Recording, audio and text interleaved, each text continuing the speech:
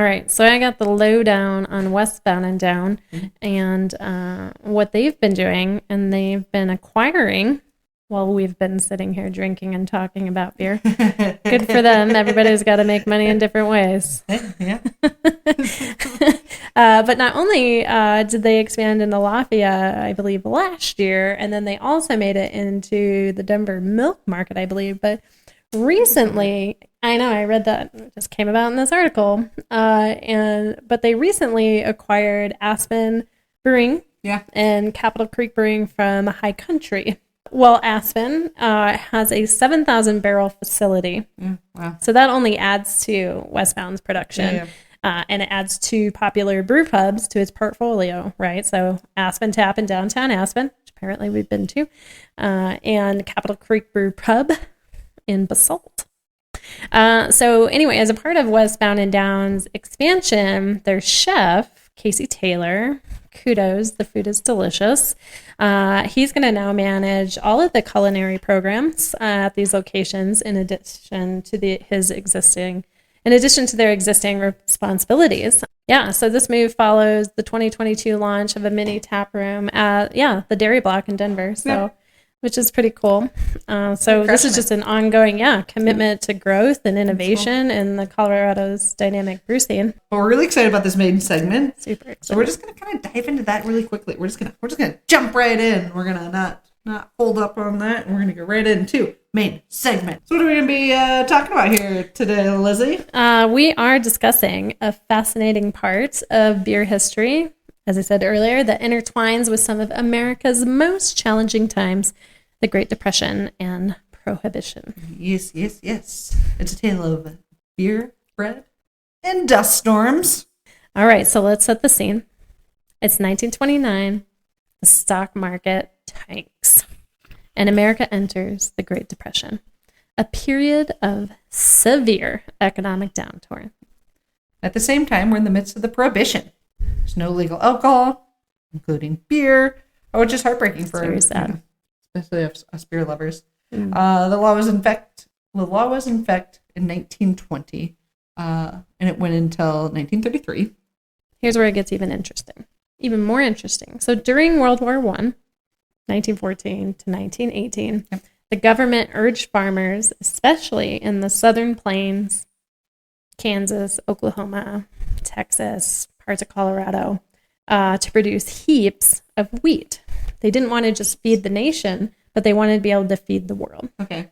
But because this land was so over-farmed, when the drought hit in 1930, so again, we're still in the midst of Prohibition, there was the devastating Dust Bowl that happened. And the farms were ruined, and people were out of work, and they were desperate, and it dying. It was an awful time. Terrible. So not just awful for them, but let's not forget about the breweries, right? That's why we're here. Prohibition hit them so hard. Breweries like Miller and Coors, Yuengling, Anheuser-Busch, mostly located in the northern states, had to find creative ways to survive. Yep. So some of them turned into making malt. They already had the machinery for it. So they made malt for the home brewers to home brew with, and to use the near beers and make it not near beer anymore. It was very, very silly, but that was actually a big reason they produced all this malt. In addition, they use it for sugars, for candy bars, and all sorts of cool stuff. And then where this comes into play with the Dust Bowl and everything that was going on with the farms. This overproduction was in the South as all this was happening, and cattle were dying, and they were being starved out, and there wasn't enough nutrients. You go up north, and a lot of the breweries started investing in dairy farms and dairy cattle, and that business was pretty well booming. You had ice cream, you had cheeses, so now they're able to supplement and keep all those farmers that honestly they're probably a lot of the same farmers that helped them get the ingredients they needed for brewing are now they're supporting them in another way, and it's just this big drastic difference between the two areas. Truly, quite the stark contrast. So prosperity, even out of desperation, I mean, they did prosper in one area and then severe hardship in the other. I mean, this period really shaped the brewing industry in agriculture in the U.S. Yeah. So in 1933, as Prohibition ended, Franklin D. Roosevelt was the president. He ended Prohibition, which obviously was a lifeline for breweries getting ramped up and getting going again. And in addition, he also created conservation programs that encouraged farmers to plant like natural grasses. But it is incredible how beer history, getting into this, I don't think it was so blaringly obvious to me, but it's so closely tied to these significant events that have truly shaped our society as it is today, and the resilience of these industries, brewing, agriculture. Incredible amount of people just, dying because their lungs were full of dust. When they have food.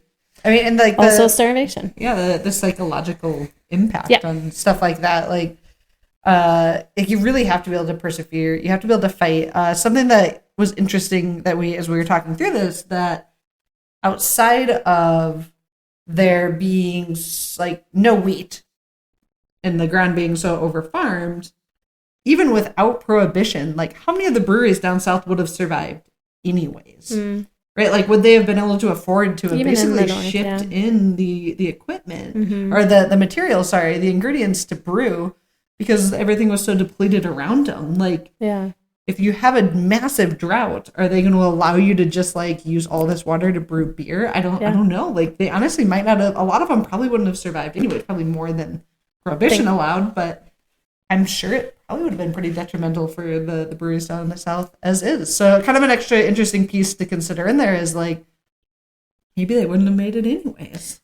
And I think that's a good point to some of the brew news that we've brought up in the past. Consolidations. We just talked about westbound and down. We've also talked about climate change and how that can affect our hops even growing, the taste of hops, just different models coming about. Are we getting perennial wheats, right? We talked about the kerns of grain. Anyway, like, we already are well aware that things are more expensive, right? Yep. So not everybody is making it. And I think that's a great point that you're making. So important, like that period of history highlights how geography, industry type can influence the economic outcomes during these types of crises. And the brewing industry, despite Prohibition, they truly managed to find a way to stay afloat, whereas the agricultural sector, especially in the South, really suffered extensively. Yeah. This is a little bit like of a tangent. Malcolm Gladwell, who I love reading a lot of his books. One of his, I can't remember. I think it's the David and Goliath book. I'm pretty sure. And he actually talks about how you have all of these really influential people, but is it their genius or their influence, or is it like an outcome of the time that they like were alive and available? And this is kind of similar to that, right? Like, one of the things we talk about, like all of like this huge percentage of professional hockey players were born during these certain months. Why? Because it actually makes them like a year older. They're on that cusp of being the older side of all the other players in hockey, and they're like, think of like a 12-year-old. If their age range is like 11 to 14, and you're on that 14, almost 15 cusp, like you're able to be so much better than everyone else around you because you're just bigger and stronger. And like he talks about Bill Gates. He was in an area where the local community or the local university had computers available that you could rent out. And so a bunch of the families got together and bought like oodles of hours for really, really cheap to allow their kids like at an after school program to go spend time on the computer. Well, nobody did it except for like him and one other person. And so by the time computers became like tangible for most people to afford in the home, he'd already had like 10,000 hours worth of computer time in. So he's an expert already. So he's already an expert. And it's literally just because he had access to it. Like he is genius. He is a genius and he's brilliant. Don't like get me wrong, but it's literally because he just had access to it. So some of these breweries that survived further north. Right place, right time. Right place, right time. Like they had access to alive cattle, which allowed them to invest in a totally different industry. Right. It's just, you're going to persevere. We're seeing this in the space now. There's a bit of a downturn. We've seen this through history of upturns. Some of them survived, some of them haven't. And it's just not always like your fault out of it. Like businesses are hard. We talked about there's a million reasons why your business isn't going to succeed. There's very few of why it's going to. And sometimes it's just being in the right place at the right time. And history has proven that over and over. And you can't take away from people finding it, right? Like Anheuser-Busch started 25 different businesses in 13 years, which is insane. And it was enough to keep them afloat. Right. Coors started a ceramic company that's still today the biggest manufacturer of ceramics in the world. So like, you can't knock them. They still came up with the opportunity. They still did incredible things with it. But if Yuengling wouldn't have had access to dairy cattle, they wouldn't have started ice cream. They probably would not be around. That just is what it is. Mm-hmm. And so it's just like this interesting piece of like, a bit of a tangent there, but there is a really important factor of like time and place matters.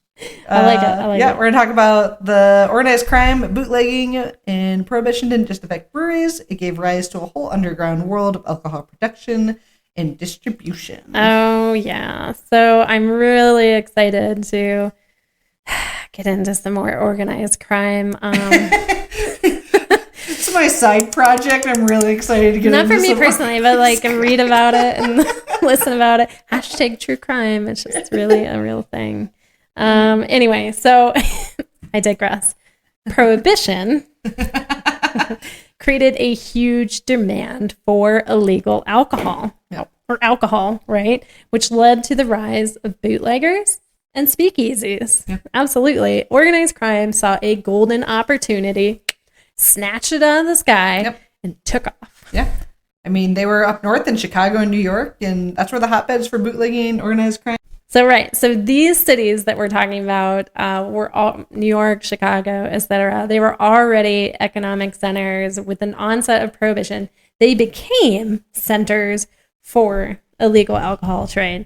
And infamous figures like Mr. Al Capone himself in Chicago built criminal empires, literally empires, based on the supply of literally illegal booze. And these implications were huge for American policies and the criminal justice system. The rise in organized crime led to an increase in corruption and a strain on law enforcement and the resources. Isn't it ironic that Prohibition was meant to reduce crime by eliminating alcohol, but instead it created an entirely new category of crime? Law enforcement was often, in this time, underfunded and ill-equipped to deal with sophistication and powers that these guys and gals had, right? These criminal organizations. Okay. The failure of Prohibition and its role fueling organized crime played a big part in the eventual repeal on December 5th, 1933. And it's a classic case of it looked really good on paper, and it didn't play out well in real life. Which we will be talking about the Boston Tea Party coming up here in a couple of weeks on the 16th. I'll learn that quote better. You should. This era really shaped how Americans viewed both alcohol and crime. It's a period of profound change where the intentions of Prohibition collided with the harsh realities of economics, crime, and public desire. That's right. And it shows how interconnected these aspects of history are. To your point, economy, agriculture, brewing, and even crime and politics, they're all part of this complex tapestry of Prohibition. Yeah. And speaking of complex tapestries, we're going to weave our way from our main segment right into our Q&A.